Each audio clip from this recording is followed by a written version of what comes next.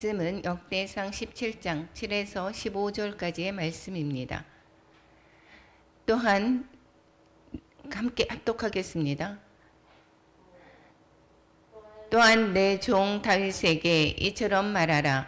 만군의 여호와께서 이처럼 말씀하시기를 내가 너를 목장 곧 양떼를 따라다니던 데에서 데려다가 내 백성 이스라엘의 주권자로 삼고 내가 어디로 가든지 내가 너와 함께 있어 내 모든 대적을 내 앞에서 말하였은즉 세상에서 존귀한 자들의 이름 같은 이름을 네게 만들어 주리라. 내가 또 내 백성 이스라엘을 위해 한 곳을 정하여 그들을 심고 그들이 그곳에 거주하면서 다시는 옮겨 다니지 아니하게 하며 악한 사람들에게 전과 같이 그들을 해치지 못하게 하여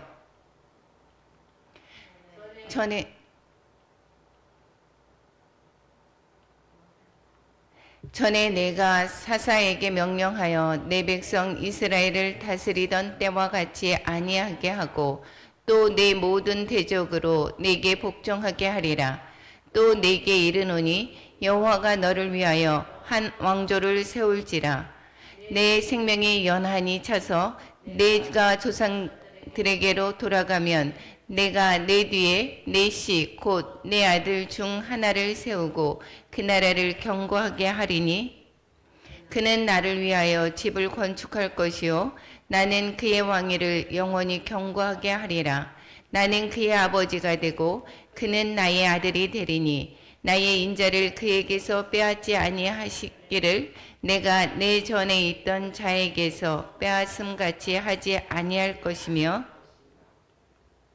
내가 영원히 그를 내 집과 내 나라에 세우리니 그의 왕위가 영원히 견고하리라 하셨다 하라. 나단이 이 모든 말씀과 이 모든 계시대로 다윗에게 전하니라. 아멘. 역대상에 계시된 하나님의 말씀, 예수 그리스도, 계시된 예수 그리스도에 관해서 두 번째 시간입니다. 두 번째 그 구원 역사의 1절부터 10절까지는 구원 역사의 족보에 관해서 말씀하고 있었다라고 말씀을 드렸고 오늘 11장에서부터 29장은 구원 언약의 다윗에 관한 말씀인 것입니다. 그러니까 그냥 쉽게 이야기하면 11장부터 29장까지는 그냥 다윗에 관해서 이야기를 했다 이렇게 보시면 될 것입니다. 역대상에서 두 부분으로 나누어지는데 족보로 쭉 연결이 되어 있었죠. 족보로 다윗의 왕조의 계보와 그리고 유다 계보의 그 지파의 계보를 쭉 써 있습니다. 바벨론 포로에서 돌아온 또한 지파의 그런 모든 그 사람의 이름들이 그 족보로 설명이 되어지고 있습니다. 그리고 구원 언약의 다윗이라고 하는 그 구원의 초점을 맞춘 다윗에 관해서 기록하는 것이 바로 11장에서부터 29장입니다. 구원에 관해서 기록을 하고 있다라고 이야기를 했습니다. 예수 그리스도의 초점을 맞춘 다윗의 기록입니다. 즉 회복에 대해서 이 바벨론 포로로 갔다 온 그 백성들에게 정체감을 심어주기 위해서 기록한 것입니다. 그러면 희망적인 이야기를 하고 있죠. 그러니까 어떤 이야기가 있을까요? 구원에 관해서 이야기했으면 성전이 빠지지 않습니다.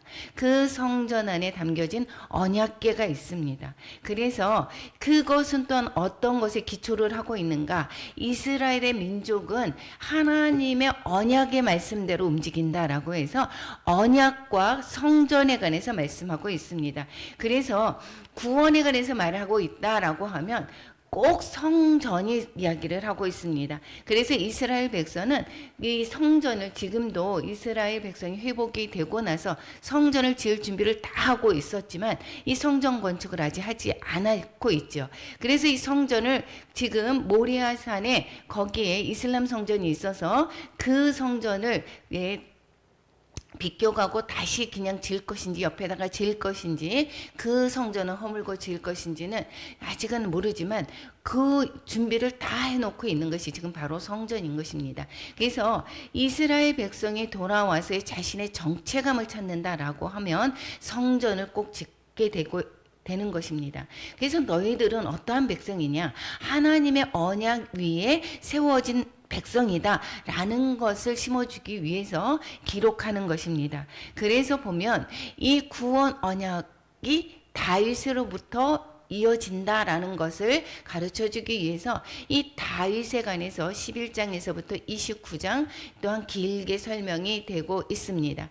그래서 이 포로 귀한 자들에게 하나님의 언약과 성전이 이스라엘의 정체성이라는 것과 성전 재건을 통해서 이스라엘의 회복을 상징적으로 보여주려는 것입니다. 궁극적으로 언약의 원형이자 성전의 실체인 예수 그리스도가 성취하실 것을 암시하고 있습니다. 그들은 성전에 관해서만 생각을 하고 있지만 결국은 이 성전은 누구를 예표를 한다고요? 예수 그리스도를 예표를 하기 때문에 예수 그리스도가 성취할 것을 암시하는 것입니다.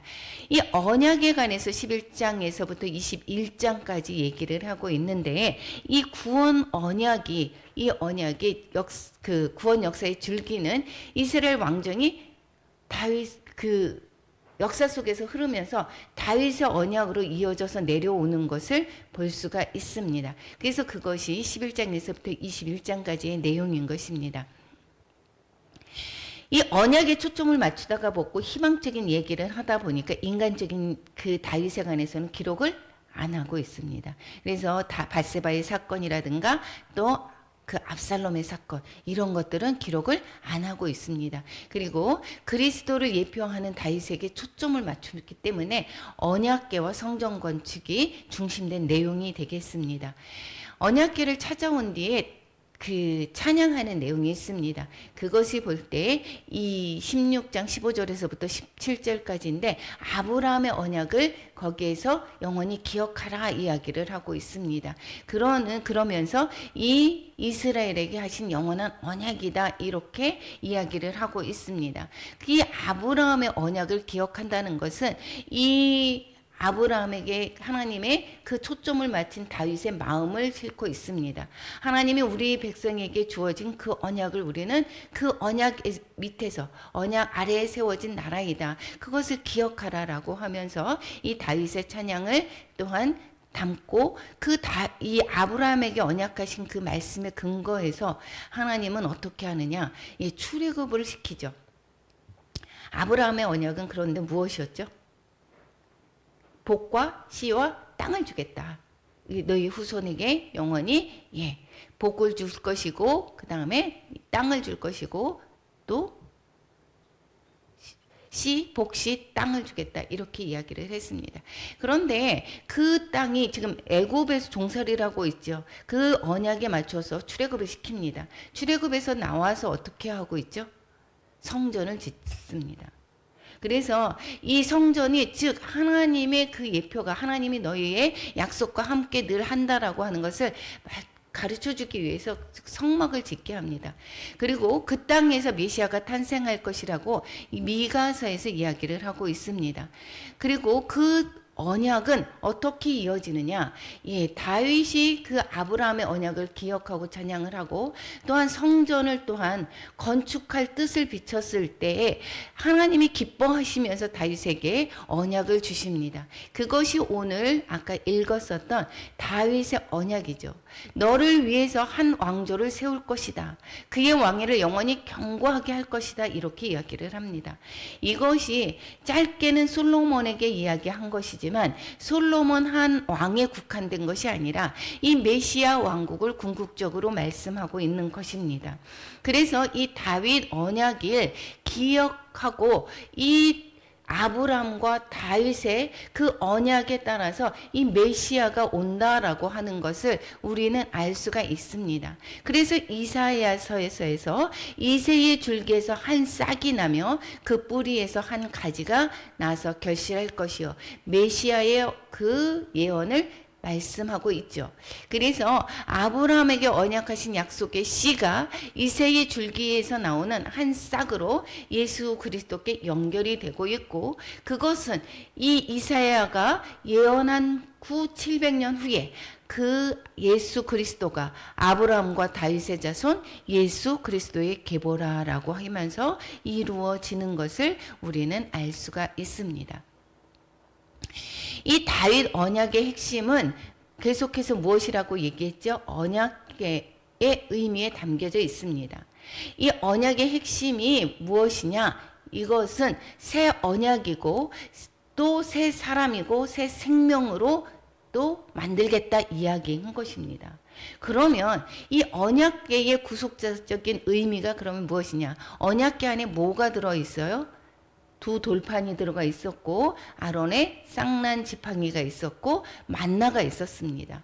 그 돌판은 그러면 언약을 이야기를 하고 율법을 이야기하는 거죠. 그것은 율법은 지킬 수 없는 인간의 죄악과 복음의 은혜로만 구원을 얻을 수 있음을 상징을 하고 있습니다.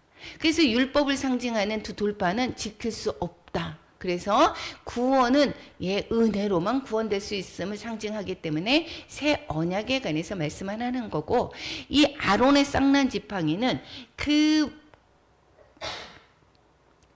고라자손의 반역 후에, 그러한 후에 이제 그러면 너희들만 택했느냐 이렇게 하면서 그럴 때에 고라자손의 그 반역으로 인해서 그 고라자손들이 멸망을 당하죠. 그리고는 그 각 지파별로 이 지팡이를 하나씩 갖고 오라고 이야기를 합니다. 그리고 하나님의 택하신 것은 여기에서 그 표징이 있을 것이다 이야기를 하고 있습니다. 민수기 17장 10절 한번 같이 읽어보겠습니다.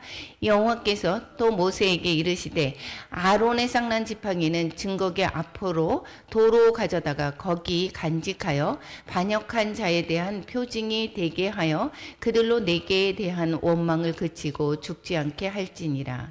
모든 지파별로 다 지팡이를 가지고 왔는데 쌍기 나고 나중에 잎이 나고 또 그 꽃이 나는 게 이게 어느 지팡이였습니까? 아론의 지팡, 즉 레위 지파의 아론의 지팡이가 지파의 대표별로 가지고 왔습니다. 그렇기 때문에 이 레위가 하나님의 택하심을 또한 가르쳐 주는 것입니다. 그래서 이 아론의 쌍난 지팡이는 이 패역한 자의 표징이 되었었던 것이죠. 그래서 마른 나무 같은 이것은 마른 나무와 같은 우리 옛사람을 상징을 하고 있고, 그것이 새 사람으로 중생한다라고 하는 중생의 상징이 이 바로 아론의 쌍난 지팡이다라는 것이고, 이 만나는 생명의 떡이신 예수 그리스도 를 먹어야 살 수 있는 영생을 상징하고 있다라는 것이고, 이것은 바로 새 생명을 상징하고 있습니다. 그래서 다윗에게 언약을 주는 것은 예수 그리스도를 예표를 하는 것이고, 이 예수 그리스도를 통해서 새 언약이 주시는 것이고 새 사람이 되는 것이고 중생하는 새 사람이 되는 것이고 새 생명으로 거듭날 수 있음을 가르쳐 준다라는 것입니다. 그러면 그 언약계 그 위에다가 그 뚜껑에 해당되는 그것이 우리가 바로 속죄소죠. 시은자라고 했습니다. 은혜를 베푸는 자리다라고 이야기를 했습니다. 그래서 여기 언약계가 여기에 보여져 있지만 거기에 두 개의 그 시은자가 있습니다. 그 시은자에 거기에 피를 뿌립니다. 거기에서 피를 뿌리는 이유는 무엇이죠? 그 제사장이 들어가서 1년에 한 번 거기에 그 모든 사람들의 죄를 구속받기 위해서, 이 죄를 사함받기 위해서 거기에 피를 뿌립니다. 이것은 예수의 피로 구원 얻음을 의미하는 것입니다. 그래서 피가 없은즉 사함도 없느니라 이야기를 하고 있죠. 그러면 언약은 그러면 어떻게 성취가 됩니까? 라고 할 때 구원 역사는 성전과 참 성전으로 완성이 됩니다. 이 성전은 계속해서 예수 그리스도를 예표를 한다라고 얘기했습니다. 구원 역사는 그래서 계속해서 가는 곳곳 구원마다 성전을 세우게 합니다. 예, 그 구원은 이 성전에서 내가 예표를 해. 이 성전이 너희와 함께하고 거기에서 예표가 되는 거야. 성전을 통해서 죄가 사함을 받게 되죠. 그러니까 구원이 이루어지는 거라는 것을 이 성전이 계속해서 가르쳐주고 있습니다. 그런데 예수님이 참 성전이 되어서 우리의 그 모든 죄가 완전히 씻김받는 그 예수 그리스도로 말미암아 완성이 된다라는 것을 가르쳐 주는 것입니다. 이 성전의 구원은 바로 참 성전 대신 예수 그리스도로 말미암아 완성될 것을 가르쳐 준다는 이야기입니다. 계속해서 이 예수 그리스도는 성전이다라고 이야기를 했습니다. 구원의 완성이 누구로 말미암아 이루어진다고요? 예수 그리스도다. 그래서 그 모형이 이 바로 성전이다라고 얘기했습니다. 이것이 22장부터 29장까지 설명이 되어 있습니다.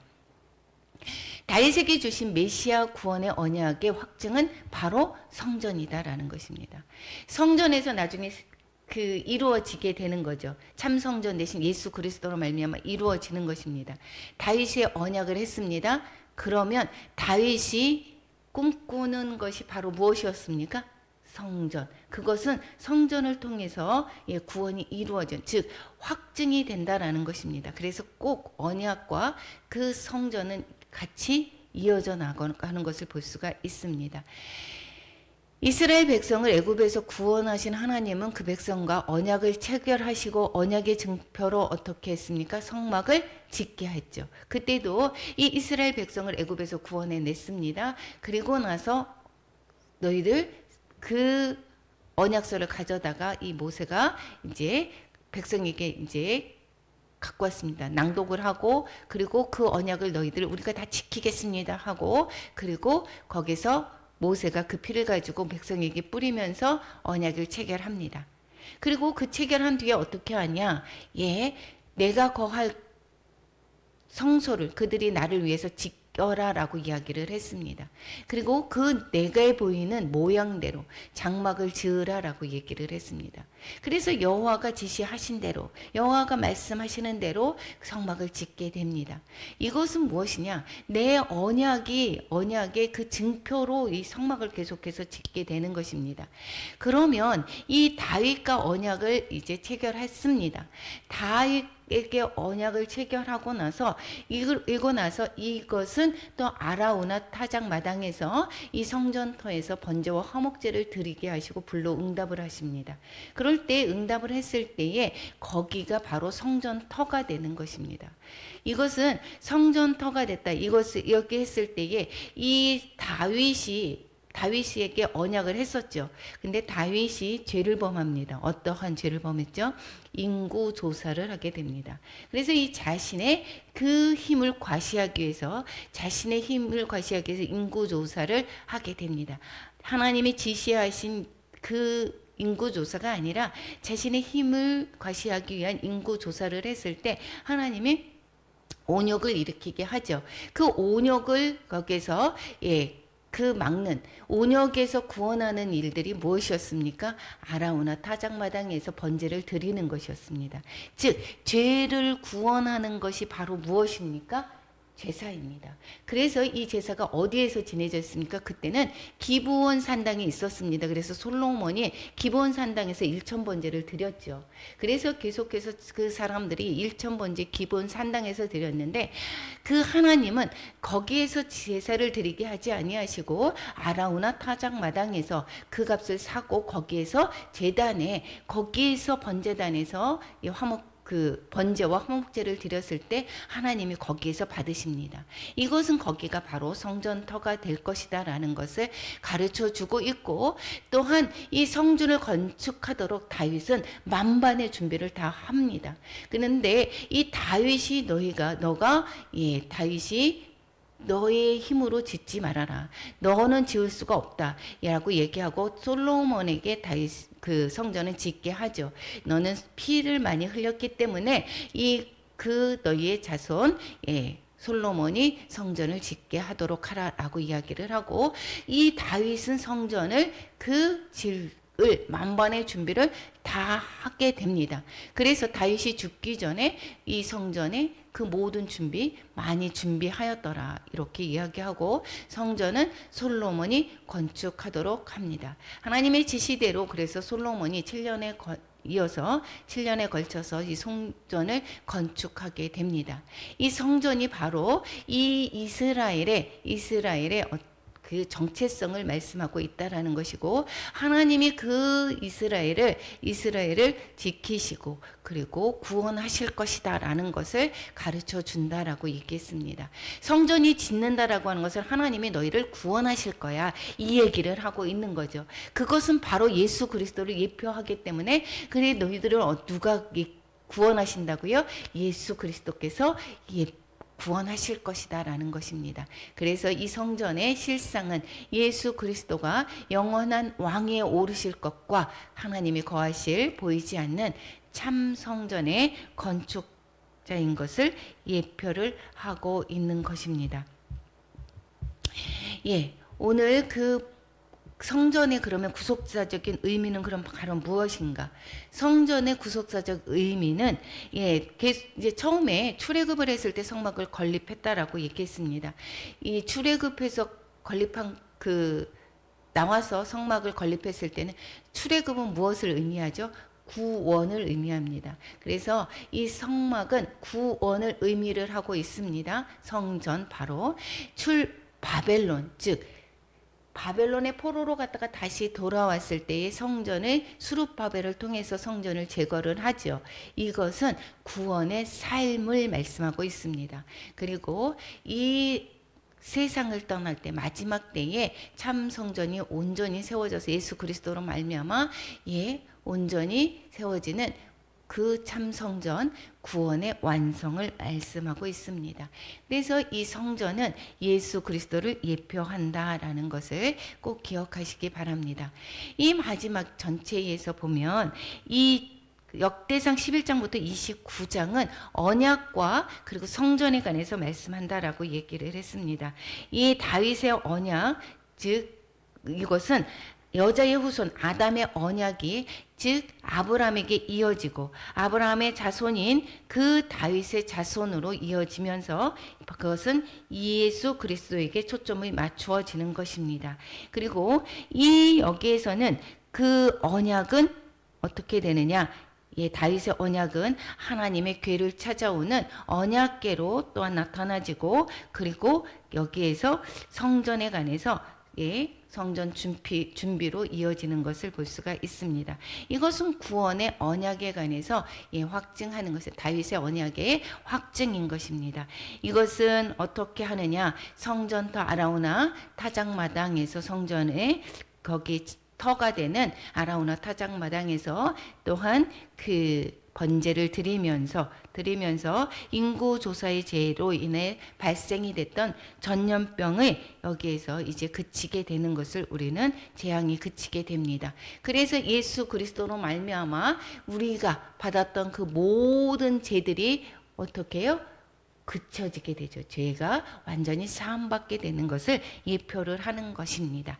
그리고 이 성막은 언약의 증표다라고 이야기를 했습니다. 그래서 너희들의 다윗의 왕위를 견고히 할 거야 라고 하는 것을 가르쳐 주시면서 언약을 하면서 성막을 짓게 되는 그러한 것으로 이어지는 것, 이것이 바로 구원 언약의 그 다윗에 관해서 기록하는 그러한 11장에서부터 29장의 내용입니다. 역대상은 이제 다시 한번 간추려 보면 1장부터 10장까지 무슨 내용이라고 그랬습니까? 족보.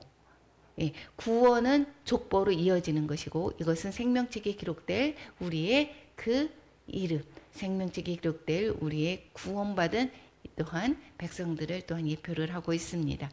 그리고 그 구원 언약이 지금 족보로 쭉 설명이 되고 있고 11장에서부터 29장까지 누구 내용이라고 그랬습니까? 다윗 이야기 쓰고 있습니다. 그러니까 되게 복잡한 것 같아 보이지만 되게 간단하죠.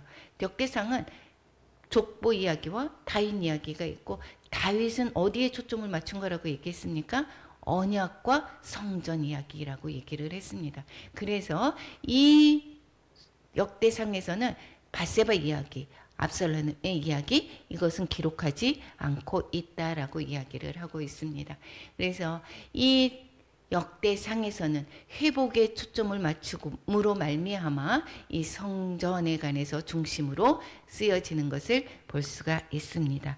우리 참 성전 대신 예수 그리스도로 말미암아 그것은 이루어졌고, 우리는 우리 안에 너희가 이제는 성전이라고 이야기를 하죠. 우리가 바로 성전입니다. 어디를 가든지 주님과 함께 동행하시고 우리가 구원을 받았음을 우리는 또한 나타내주고 있는 것입니다. 성전된 모습으로 예수 그리스도를 닮아가는 우리 모두의 삶이 되기를 축원합니다. 주기도문